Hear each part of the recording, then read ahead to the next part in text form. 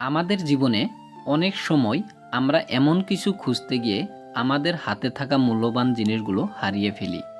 ধরুন, আপনি একটি সুন্দর পাথরের টুকরো খুঁজে পেলেন, কিন্তু আপনি ভেবেছেন যে এর চেয়ে আরও ভালো কিছু পাবেন।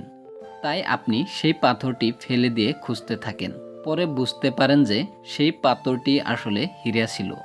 আমাদের জীবনে অনেক সময় এমন হয় যে আমরা কাজের পিছনে ছুটতে ছুটতে আমাদের পরিবারের মূল্যবান সময় হারিয়ে ফেলি। আমরা ভাবি পরে সময় পাবো, কিন্তু সেই সময় আর ফিরে আসে না। আমাদের জীবনের প্রতিটি মুহূর্তই মূল্যবান। আমরা যদি শুধু বড় কিছু করতে যাই, তবে ছোট ছোট কিন্তু মূল্যবান মুহূর্তগুলো হারিয়ে ফেলতে পারি। আসুন, আমরা আমাদের চারপাশের মূল্যবান জিনিসগুলোকে চিনতে শিখি এবং তাদের মূল্য দেই। আমরা যদি আমাদের জীবনের ছোট ছোট মুহূর্তগুলোকে মূল্য দেই, তাহলে আমরা সত্যিকারের সুখী হতে পারবো।